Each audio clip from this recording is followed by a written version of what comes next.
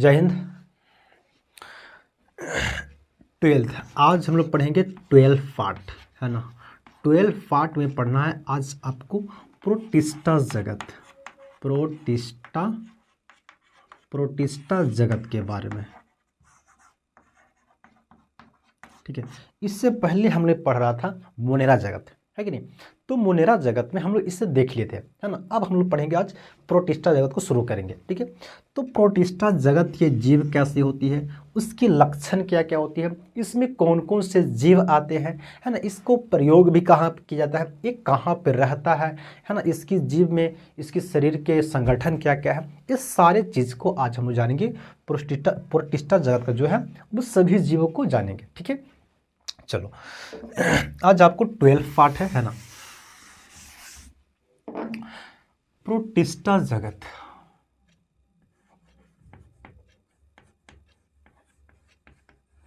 Protista जगत, protista kingdom, ठीक है। प्रोटिस्टा किंगडम, प्रोटिस्टा ज़्यादा ऊपर हो गया क्या,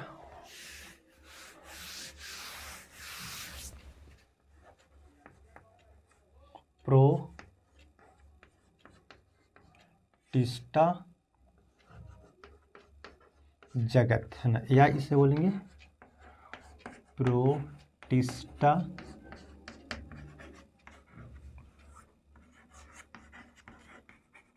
किंगडम, ठीक है। प्रोटिस्टा किंगडम ये आपको पढ़ना है। आज हम लोग बेसिकली शुरू करेंगे प्रोटिस्टा जगत के बारे में। ये क्या होता है, देखो प्रोटिस्टा जगत को दिए थे कौन, इसका प्रस्तुत, है ना, प्रस्तुत जो किए थे वो किए थे हैकल ने। कौन किए थे, हैकल। कौन किए थे, तो एक वैज्ञानिक थे हैकल साहब, ठीक है। ये कौन सी जगत है, तो ये तीसरी, है ना, कौन सी जगत है, तो ये तीसरी जगत प्रणाली है। क्या है ये, तीसरी, है ना, तीसरी जगत, है ना, है ना, प्रणाली, है ना, तीसरी जगत प्रणाली के तहत इसे, है ना, अलग किया गया है। यानी प्रोटिस्टा जगत जो है वो तीसरी जगत प्रणाली का है ना। देखो पहला जो था, यानी पहला क्या था, वनस्पति, वनस्पति। दूसरा जो था यानी वनस्पति और जंतु, है ना, जंतु जगत को अलग किया गया था। वनस्पति जगत से यानी प्लांटी किंगडम से अलग किया गया था, प्रोटिस्टा को अलग किया गया था, ठीक है।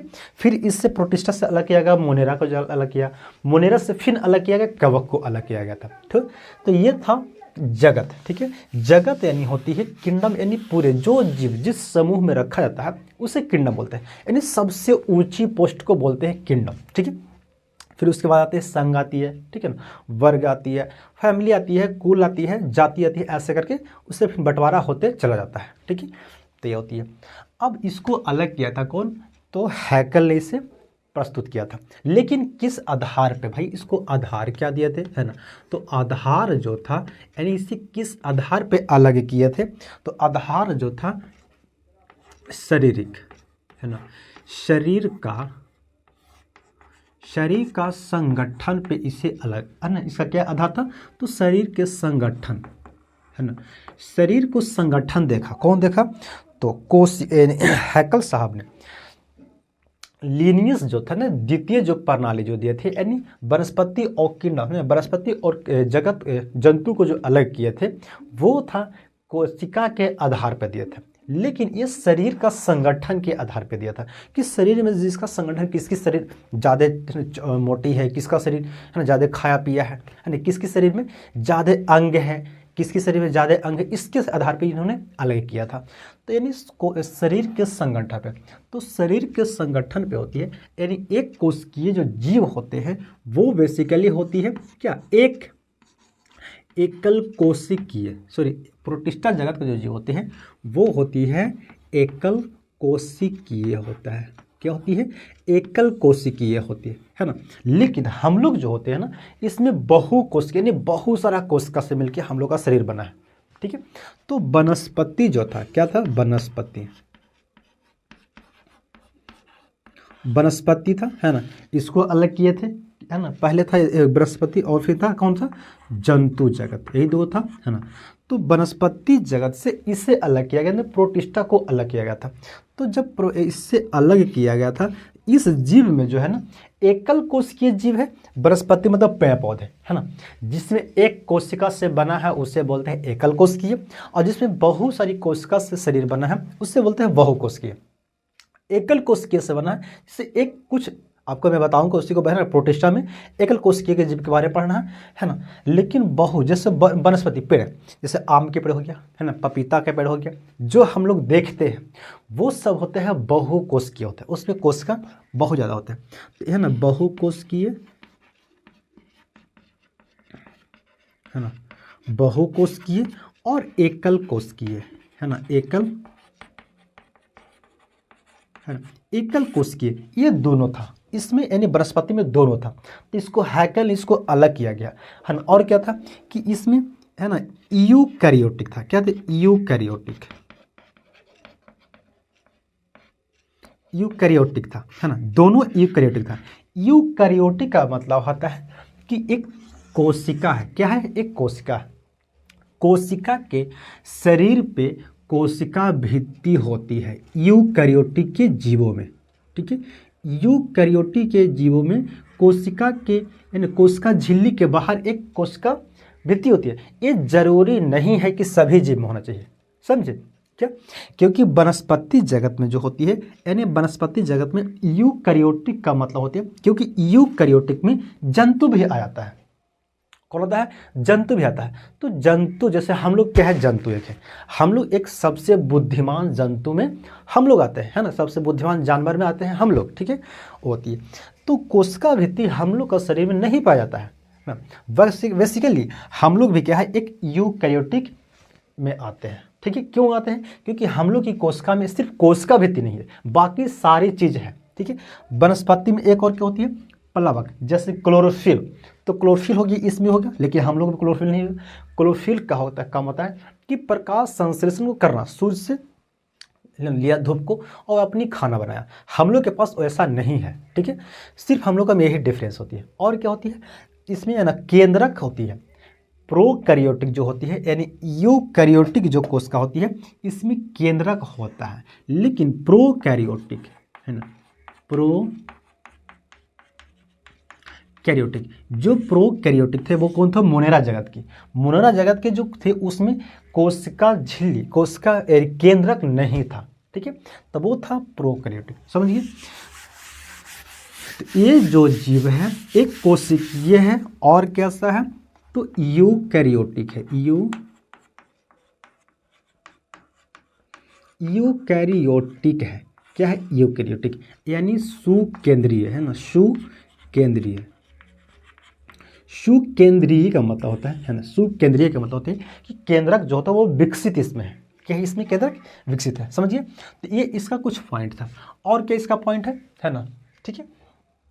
अब ये देखो, एकल कोशिकीय होता है तो इसमें प्रजनन, है ना, प्रजनन जो होता है वो बहुत जल्दी जल्दी होता है। जैसे अगर मान ले कि, जैसे मान लो एक क्या है, डॉल, चलो कोई, है ना, क्या आपको कह दिया जाए कि कोई एक उसको कलर करना है, चलो एक होमवर्क दे दिया जाए, चलो एक डॉल है, क्या है, एक डॉल है ना, एक डॉल है, यानी एक गुड़िया है, ठीक है, ठीक है, ऐसो गुड़िया, और एक और गुड़िया है, ठीक है, ये दो गुड़िया है, ठीक है। अब कह दिया जाए कि देखो ये जो गुड़िया है ना, यानी डॉल जो है, इसको कलर करना है, तो कलर करना है, इसको एक ही रंग से करना है, चाहे तो जो भी आपको ले लीजिए रंग, लेकिन एक ही रंग से करना है ना इसको। और इसको कहा गया कि इसको दो रंग से, दो नहीं मल्टीपल रंग से करना है ना। इसकी आँख नीली होनी चाहिए, है कि नहीं, यानी जैसे हम लोग का बॉडी है, हाथ इसकी कैसे कलर है, इस कलर का होना चाहिए, ठीक है ना। कपड़ा इसको पहनाना चाहिए, है ना, इसकी पैर में, यानी इसके बाल होना चाहिए ब्लैक कलर का, तो सभी चीज़ इसमें होना चाहिए, मल्टीपल इसमें कलर होने चाहिए। लेकिन इसको बोला कि एक ही कलर से इसको रंग दो, तो आसान कौन होगा, किसको ज़्यादा पेंट करने में ज़्यादा किसको आसान हो जाएगा, इसको आसान हो जाएगा, है ना, इसको जल्दी से पेंट हो जाएगी।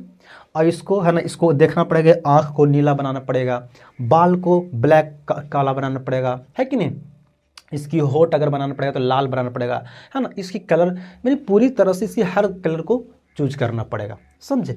तो इसको कलर करने में कुछ टाइम लगेगा, इसको कलर करने में टाइम नहीं लगेगा, समझे। बस यही होती है, यानी एकल कोशिकीय की जो जीव जो होते हैं इसमें प्रजनन करने बहुत जल्दी जल्दी होता है। क्यों? क्योंकि इसमें एक ही कोशिकीय है, एक ही को कोशिका है, ज़्यादा इसमें अंग है ही नहीं, है ना।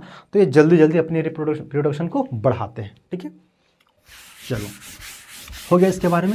अब इसका हम लोग अलग कर लेते हैं, यानी प्रोटिस्टा जगत का वर्गीकरण, क्योंकि इसमें भी कुछ जीव है, ठीक है। चलो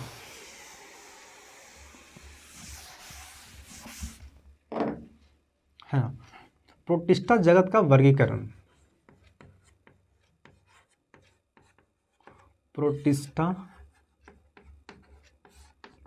जगत का वर्गीकरण, ठीक है। इसको बांट रहे हैं, ये जो होता है 3 भागों में होता है। प्रोटिस्टा जगत 3 भागों में होता है, कहती 3 भागों में होता है। पहला जो भाग होती है वो होती है स्वपोषी, है ना, स्वपोषी, है ना, ऑटो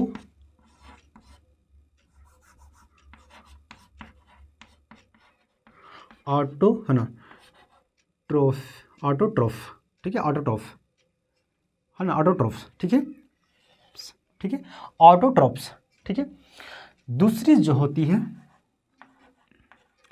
परजीवी होती है, क्या होती है, परजीवी, ठीक है, क्या होती है, परजीवी, या इसे बोलते हैं ना परपोषी,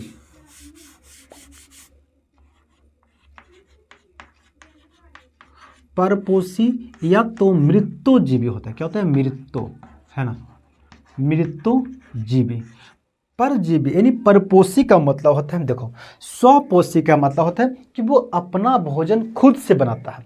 जैसे इसमें क्लोरोफिल होना चाहिए, है कि नहीं, जस्ट मैं बताया कि इसमें क्लोरोफिल होता है, ठीक है। तो ये अपना भोजन खुद बनाता है। जैसे पेड़ पौधे जो होता है ना वो अपना भोजन खुद बनाता है। कभी देखे हैं कि पेड़ पौधों को सेब कोई खा रहा है, पेड़ है ना, कोई पेड़ है ना, आम का पेड़ हो गया, वो आम खा रहा है, सेब खा रहा है, ऐसा होता है। वो अपना भोजन खुद बना लेते हैं, वो किसी का भोजन नहीं करते हैं, ठीक है। परपोषी का मतलब होता है कि जो किसी दूसरे पे डिपेंड होते हैं, लेकिन किस तरह से, सड़े गले चीज़ों पे डिपेंड होते हैं। जैसे गोबर का हो गया, इसमें से रहेंगे, जो जानवर मर जाते हैं उसमें कीड़े मकोड़े लग जाते हैं, तो उससे वो अपना खाना खाते हैं, ठीक है। एक तीसरी तरह का जो था वो था क्या, परजीवी, है ना, परजीवी का भी मतलब वही होता है, ये भी किसी दूसरे पे डिपेंड होता है, लेकिन है ना किस तरह से, ये होता है, एक होती है परभक्षी, है ना, परभक्षी, है ना, परभक्षी, यानी इससे बोलते हैं ऑटोट्रोफ, ठीक है, हेटरोट्रोफ, है ना, सैप्रोट्रोफिक, ठीक है, सैप्रोफाइट लिख देता हूँ, है ना,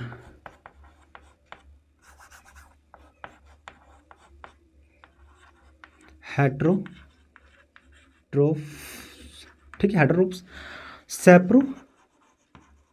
सैप्रोफाइट यानी मृतजीवी का मतलब सैप्रोफाइट, ठीक है। परजीवी पैरासाइट, क्या होता है, पैरासाइट, कहाँ पे लिखूं, यहाँ पे लिख देता हूँ, पैरासाइट, ठीक है। ये होता है ना प्रेटोरी, ठीक है, परभक्षी होती है, समझे। तो ये 3 तरह का होता है, यानी जो प्रोटिस्टा जगत जो होता है वो 3 भागों में बटा होता है। कौन कौन भागों में, तो 3 भागों में बटा हुआ है। कौन कौन भाग बटा हुआ, स्वपोषी, परपोषी जो होता है वो मृतजीवी होती है, क्या, तो मृतजीवी, या परजीवी होती है, या परभक्षी वो होते हैं जो अपना भोजन किसी को मार के खाते हैं। जैसे हम लोग भी एक परभक्षी रूप है, क्या है, परभक्षी है। जैसे चिकन को मार देते हैं, मछली को मार के खा लेता है ना, खस्सी वगैरह खा लेता है, और भी बहुत चीज़ें जो होते हैं। ऐसे तो बहुत आदमी ना कौवा खाता है, बगुला खाता है, तरह तरह की चीज़ खा लेता है ना। और चीन वाला का तो नहीं है, वो कुछ मार के खा लेगा। तो हम लोग भी एक परभक्षी है, क्योंकि हम लोग भी एक क्या है, जीव है। जैसे शेर हिरन को मार के खा लेता है ना, कुत्ता बिल्ली को पकड़ लेता है कि नहीं, या मुर्गी वगैरह को पकड़ लेता है, तो वो भी एक परभक्षी है। परभक्षी मतलब वो किसी जीव को मार के खा लेता है, उसे परभक्षी बोलते हैं, ठीक है ना। तो ये सब प्रोटिस्टा जगत के सब अंग है, क्या है, ये सब अंग है। तो ठीक है, स्वपोषी जो होता है ये 3 तरह का है। स्वपोषी जो है ये कितने तरह का, 3 तरह का। कौन सा है ना, क्राइसोफाइट। क्या है क्राइसोफाइट? दूसरी जो समूह है एक होती है ना, दूसरी समूह डायनो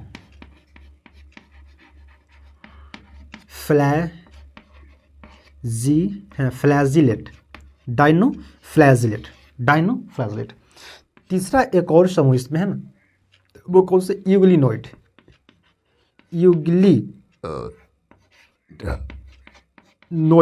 ठीक है, यूग्लिनोइड। ये 3 तरह के समूह है किसमें, तो स्वपोषी में। ये जो समूह है प्रकाश संश्लेषण करने वाली है ना। परजीवी जो होता है अब पंख होते हैं, अब पंख, ठीक है, अब पंख है, अब पंख कवक, ठीक है। परजीवी या परभक्षी जो है इसे एक भाग में किया गया है, जो कि इससे बोलते हैं प्रोटोजोआ, इसे अलग किया गया है, किसे, प्रोटोजोआ में, है कि नहीं। तो 3 तरह यानी प्रोटिस्टा जगत को 3 भागों में बांटा गया है, स्वपोषी, परपोषी और परजीवी में, ठीक है, जो कि परजीवी है ना, परजीवी में बांटा गया। स्वपोषी 3 भागों में है, यानी क्राइसोफाइट, डायनोफ्लैजिलेट और यूग्लिनोइड, ठीक है, ये 3 तरह के हैं। तो हम लोग एक एक करके इसका ब्रांच को पढ़ेंगे, ठीक है। तो आज हम लोग कुछ इसको है ना क्राइसोफाइट के बारे में कुछ हम लोग है ना इसको सोल्व कर लेते हैं, उसके बाद फिर हम लोग आगे फिर पढ़ेंगे। इसको छाप लीजिए, चलो।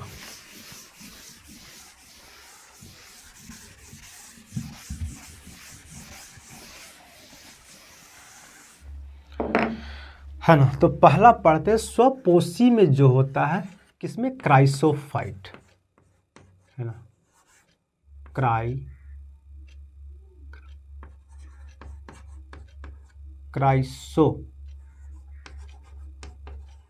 क्राइसोफाइट, ठीक है, क्राइसोफाइट जो होता है, क्राइसोफाइट ये क्राइसोफाइट जो समूह है इसे 2 समूह में और डिवाइड कर दिया गया। किसमें, 2 समूह में और डिवाइड कर दिया गया है।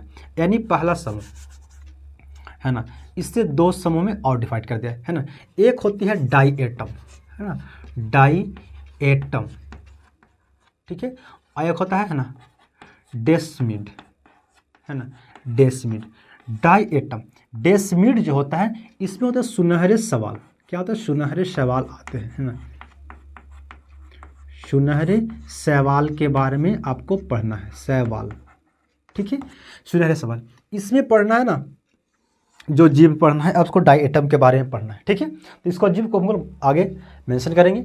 इसका जीव कौन होती है, तो सुनहरे सवाल, ठीक है, कौन है, सुनहरे सवाल। डाई एटम में क्या होती है, डेस्मिड में सुनहरे सवाल, बस इसका इतना ही जिक्र है, और इसका आपको कुछ जानकारी नहीं लेना है, ठीक है। चलो अब हम लोग पढ़ेंगे डाई एटम कि डाई एटम के जो समूह के जो जीव होते हैं वो कैसी होते हैं, ठीक है। अब हम लोग पढ़ते हैं आगे डाई एटम के बारे में, ठीक है। चलो देखो, कुछ इसकी पॉइंट होती है, क्या होती है, पॉइंट यानी गुण होती है, इसमें क्या क्या होती है। तो डाई एटम यानी ये जो डाई एटम और डेस्मिड ये दोनों जो होता है ना, दोनों है ना, दोनों क्या होती है, लवणीय जल और अलवणीय जल में दोनों रह सकता है। क्या होती है, दोनों है ना, लवणीय, है ना, लवणीय तथा अलवणीय, अलवणीय है ना, जल में, अलवणीय जल में रह सकता है, जल में रह सकता है ना। क्या होती है, कहाँ रहता है, अलवणीय में, ठीक है। अलवणीय के मतलब समुद्र, लवणीय का मतलब समुद्र, अलवणीय के मतलब नदी तालाब जो हम लोग के पास होती है ना, नदी तालाब होती है ना, छोटे गड्ढे वगैरह होते हैं, उसमें ये अलवणीय मतलब इसमें नमक की मात्रा कम है, इसमें नमक की मात्रा ज़्यादा है, इसलिए लवणीय बोलते हैं, ठीक है, समुद्र के पानी होती है। तो ये दोनों स्थिति में रह सकते, कौन दोनों, तो डाई एटम और डेस्मिड दोनों जलों में रह सकते हैं, लेकिन ज़्यादातर रहते हैं वो समुद्री इलाकों में रहते हैं, है ना। यानी ज़्यादातर कहाँ मिलते हैं, तो ज़्यादातर आपको मिलेगा लवणीय, यानी समुद्र में आपको ज़्यादा मिलेंगे। ठीक है, चलो, और इसका क्या गुण है ना। अब समुद्र में मिलता है तो समुद्र के किस जगह पे मिलेगा भाई, है ना। समुद्र में अगर मिलता है तो समुद्र के किस जगह पे मिलता है, तो समुद्र के मिलता है ना, यानी सतह पे मिलता है। क्या मिलता है, सतह पे, है ना।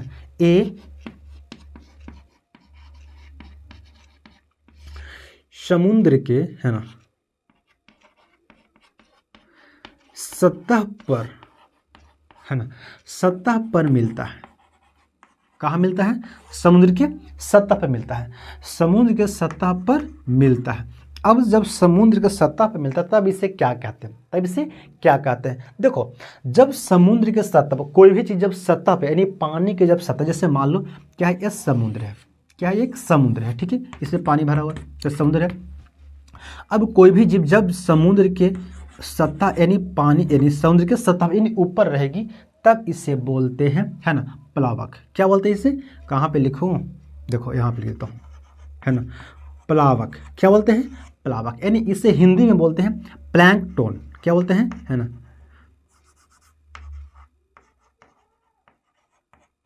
प्लैंकटन। क्या बोलते हैं, प्लैंकटन। यानी जो जीव, इसको लिख लीजिएगा, जो जीव पानी के सतह पर रहता है उससे बोलते हैं प्लावक। क्या बोलते हैं, प्लावक बोलते हैं, यानी इंग्लिश में उससे बोलते हैं प्लैंकटन। और जो जीव सतह के, यानी तल में रहता है, जो जीव तल में रहता है उसे बोलते हैं तरुणशील, है ना, तरुणशील बोलते हैं। क्या बोलते हैं उसे, तरुणशील, है ना। इसे बोलते हैं नेक्टन। क्या बोलते हैं, है ना, प्लैंकटन और नेक्टन। ठीक है, नेक्टन, प्लैंकटन और, है ना, प्लैंकटन और नेक्टन, यानी तरुणशील जो होता है वो पानी के, यानी पानी के अंदर रहता है, यानी कहाँ रहती है, वो सीधे तल में रहता है। कहाँ, तल यानी नीचे रहता है। प्लैंकटन जो होता है वो जीव होता है जो कहाँ रहता है, वो ऊपर रहता है। कहाँ रहता है, पानी के सतह के ऊपर। अब बताओ, ये जो है क्या है, क्योंकि इसमें क्लोरोफिल पाया जाता है। कहाँ, क्लोरोफिल पाया जाता है। जब क्लोरोफिल पाया जाता है तब हम कह सकते हैं कि एक क्या है, तो ये है पादप, है ना, पादप प्लैंकटन, पादप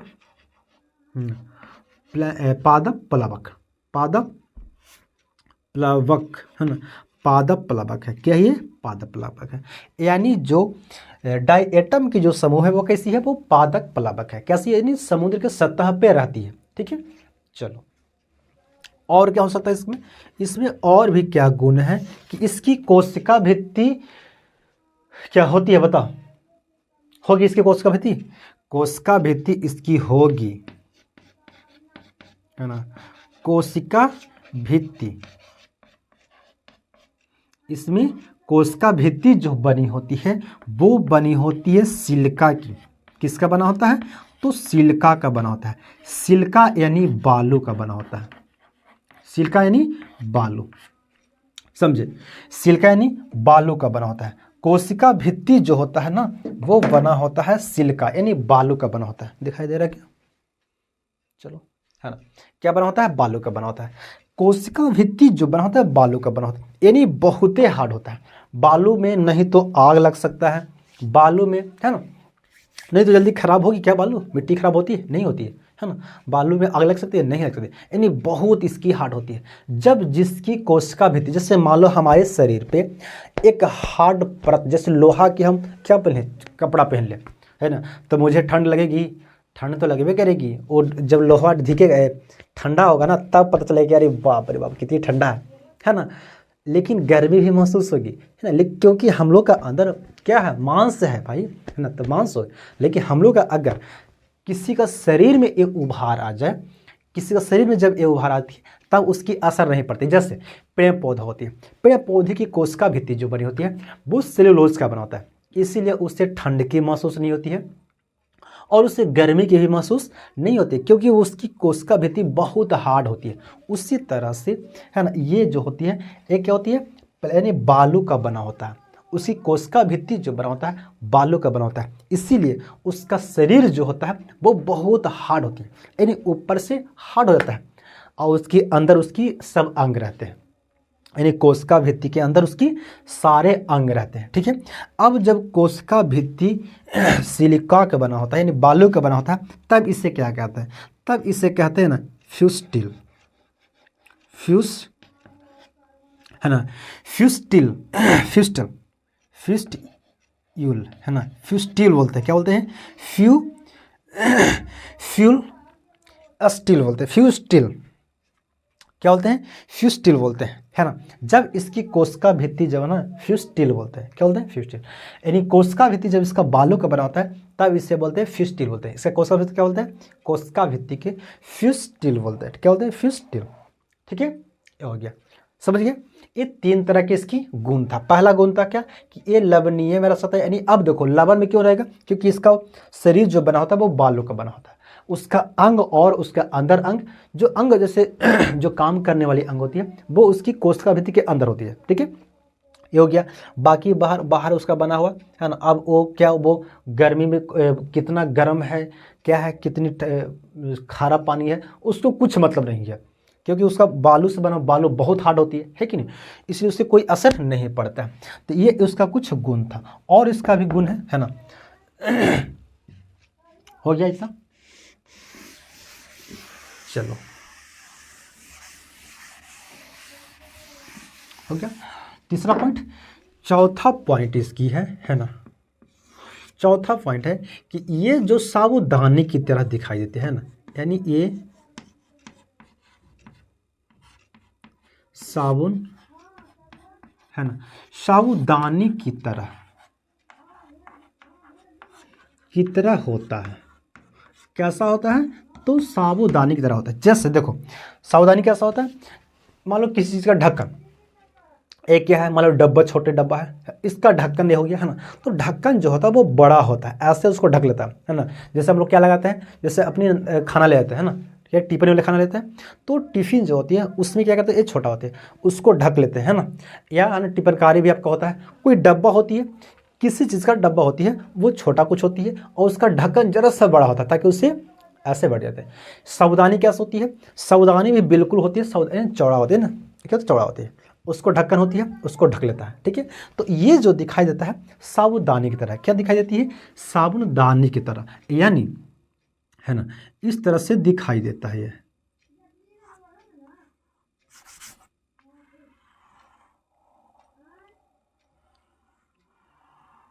ठीक है, ऐसे दिखाई देता है ये। ठीक है, इस तरह से।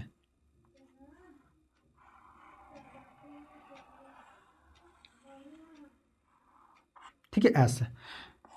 ठीक है, एक कलर क्या है ये सब। ठीक है, कोशिका भित्ति होती है। ठीक है, चलो इस साबूदाने की तरह ऊपर जो ये जो होता है इससे बोलते हैं ना एपिथीका बोलते हैं। क्या बोलते हैं? एपिथीका। नीचे की जो अंग होती है उससे बोलते हैं है ना, हाइपोथीका बोलते हैं। समझे? यानी साबूदानी तरह होती है, यानी ऊपर की जो भाग बोलते हैं उसे एपिथीका बोलते हैं और नीचे की भाग को बोलते हैं हाइपोथीका बोलते हैं, है ना। डायएटम जो होता है उसकी शरीर साबूदानी की तरह दिखाई देता है। क्या होती है? साबूदानी की तरह दिखाई देती है। समझ गए? चलो अब बताओ, अब ये इतनी हार्ड होती है कोशिका भित्ति, तो इसका प्रयोग हम कहाँ कहाँ कर सकते हैं, है ना। यानी इसका प्रयोग है ना, यानी डायएटम का क्या, पांचवा पे है ना, डायएटम है ना, डायएटम का उपयोग हम लोग इसको उपयोग भी कर लेते हैं अपने जीवन में। कहाँ कहाँ उपयोग करते हैं? तो पहला उपयोग, क्योंकि इसका शरीर बहुत ही हार्ड होती है ना, बहुत हार्ड होती है, ये आग पानी से सबको ये झेल सकता है। इसीलिए अगर आपको अगर बनाना होगा अग्निरोधक, है ना, अग्निरोधक घर अगर बनाना होगा ना, अग्निरोधक कक्ष यानी घर अगर बनाना होगा, तो इसका पत्थर को आप निकाल सकते। अच्छा एक सेकेंड, इसका पत्थर को मैं बताया नहीं, क्यों? देखो क्या होता है ना कि इसके शरीर जो होता है जब ये मरता है ना, क्या होती है? ये मरता है। अच्छा एक पॉइंट और बताता हूँ। देखो है ना, जब कोशिका भित्ति यानी डायएटम जब मरता है ना, जब मरता है ना, मरने के बाद मरने के बाद, है ना, कहाँ जाके बैठेगा? कोई भी चीज़ जैसे आप देखोगे ना, जैसे कोई भी चीज़ मरता है पानी में, तो कहाँ जाएगी वो? क्योंकि ये भारी होता है, तो ये सड़ल के जाके नीचे जाके बैठ जाता है। कहाँ बैठ जाएगा? समुद्र में जाके बैठ जाता है। तो ये जो मरने के बाद यानी समुद्र के तल में चला जाता है। कहाँ जाता है? तो तल में चला जाता है। ठीक है, अब तल में जाएगा, अब उसका ऊपर और भी बहुत, है ना, डायटम है, वो मरेगा, फिर नीचे चल जाएगा, फिर और है, और मरेगा, और नीचे जाएगा, नीचे जा रहा है, जा रहा है, जा रहा है, एक ही जगह पे, है कि नहीं? तो एक समूह, एक पत्थर का समूह बन जाता है ना, एक पूरा चट्टान बन जाती है। ठीक है, वो उस चट्टान को, है ना, चट्टान को बोलते हैं डायएटमी। डायएटमी मृदा बोलते हैं। मृदा मीन्स क्या होते हैं? मिट्टी। डायएटमी मृदा बोलते हैं। उस जो चट्टान जो बनता है समुद्र में, उससे बोलते हैं डायएटमी मृदा बोलते हैं, या इससे बोलते हैं, या एक और नाम से, है ना, डायएटोमी, है ना, डायएटोमी, डायएटमो, है ना, डायएटमो, डायएटमोमाइट, डाई, है ना, डायएटोमी, डायएटोमीमाइट, है ना, माइट, डायएटोमी, डायएटोमीमाइट, है ना, डायएटोमीमाइट बोलते हैं। ठीक है, डायएटोमी मृदा या डायएटमोमाइट, एटमोमाइट, डायएटोमाइट होता है, डायएटमोमाइट बोलते हैं। ठीक है, ये दो तरह को उसे बोल सकते हैं। यानी वो चट्टान को हम दो नाम से डायएटोमीमाइट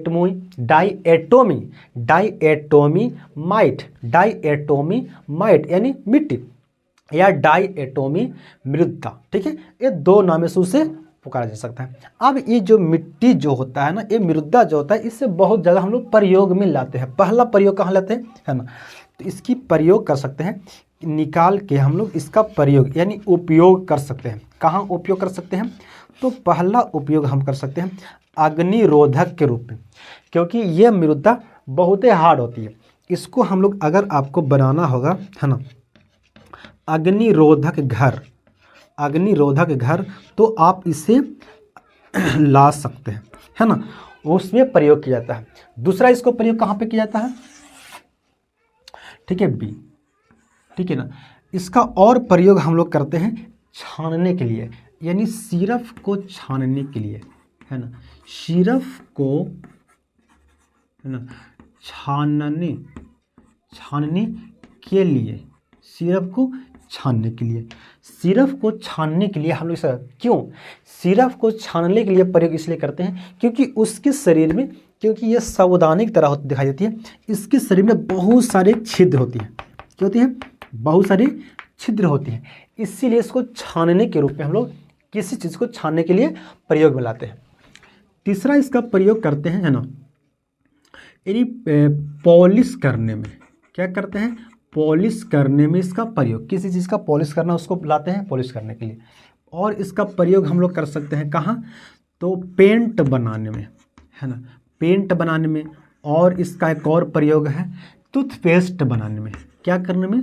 टूथपेस्ट, है ना, टूथपेस्ट बनाने में। यानी इसकी यानी 5 तरीके से हम प्रयोग इसे कर सकते हैं। अग्निरोधक कक्ष यानी अग्निरोधक अगर घर आपको बनाना है तो वहाँ पे प्रयोग कर सकते हैं। पेंट बनाने में, है ना, पॉलिश करने में, किसी चीज़ को छानने के लिए, या तो टूथपेस्ट बनाने के लिए। ठीक है, ये सब चीज़ था डायएटम को प्रयोग हम लोग लाते हैं, क्योंकि ये बहुत ही हार्ड होती है ना, इसलिए इसे प्रयोग करते हैं। ठीक है, चलो इसकी और भी कुछ गुण हैं। कितनी हो गया, है ना, शायद 5वां हो गया ना। चलो एक दो और है ना, एक दो और है, नहीं, छठा। ठीक है, छठा पर एक क्या होती है? ये सूचक, क्या ये प्रदूषक सूचक होता है। प्रदूषक, है ना, प्रदूषण, है ना, प्रदूषण सूचक होता है। सूचक का मतलब, प्रदूषण सूचन का मतलब, सूचक का मतलब होता है कि जिस जगह पे, है ना, जिस जगह यानी जिस पानी में, कह सकते हैं जिस पानी में, है ना, प्रदूषण, है ना, प्रदूषण रहता है, यानी पानी, जिस पानी अगर गंदा पानी है, यानी गंदे जिस पानी में प्रदूषण रहता है ना, वहाँ है ना, वहाँ ये वृद्धि नहीं करता है, वृद्धि नहीं करता है, समझे। यानी इससे हम कह सकते हैं कि इस जगह पे क्या है, प्रदूषण है। क्या है, प्रदूषण है, यानी ये पानी दूषित हो चुकी है। जिस समुद्र के पानी में जिस जगह पे प्रदूषण फैला होता है, जो पानी गंदा होती है, उस जगह पे ये क्या करता है, ये नहीं वृद्धि करता है। तब हम कह सकते हैं कि भाई इस जगह पे पानी क्या है, गंदा पानी है। ठीक है, समझ गए। चलो, और इसका अब कौन कौन है ना, यानी है ना, क्या होती है ना, पांचवा छठा होगा शायद पॉइंट। ठीक है, अब सातवां पॉइंट पे है ना, इसकी क्या है, डाई एटम समूह के जीव कौन कौन है, जब समूह के जीव। ठीक है, डाई एटम समूह के जीव कौन कौन है वो देखते हैं। देखो, पहला है ट्राइसीरेटम है ना, ट्राइसीरेटम। ठीक है, ट्राइसीरेटम। दूसरा है क्या, नेब्यूला, है ना, नेब्यूला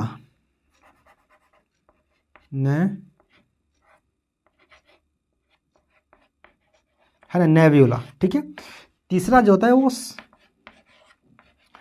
सिमवैला। ये तीन जो जीव हैं वो डायटम समूह में आते हैं। ट्राइसीरेटम है ना, निव्यूला और सिमवैला। ट्राइसीरेटम, निव्यूला और सिमवैला, ये जो तीन जो जीव है वो आती है डायटम में। ठीक है, डायटम में। इसके बाद हम लोग पढ़ेंगे अगली, क्या पढ़ेंगे, परपोषण के बारे में, है ना। परपोषण क्या होती है, उसमें अब पंख के बारे में पढ़ेंगे। ठीक है, तो हम लोग अगले कक्षा में पढ़ेंगे, अगले क्लास में पढ़ेंगे अब पंख के बारे में, क्योंकि ये ना स्वपोषण के, सॉरी अभी क्या बचा हुआ है, क्राइसोफाइट हुई है, अभी डायनोफ्लैजेट पढ़ना, उसके बाद यूग्लिगना पढ़ना, है ना। उसके बाद तब पढ़ेंगे अब पंख के बारे में, समझिए। तो ये आपको आज समाप्त हुआ।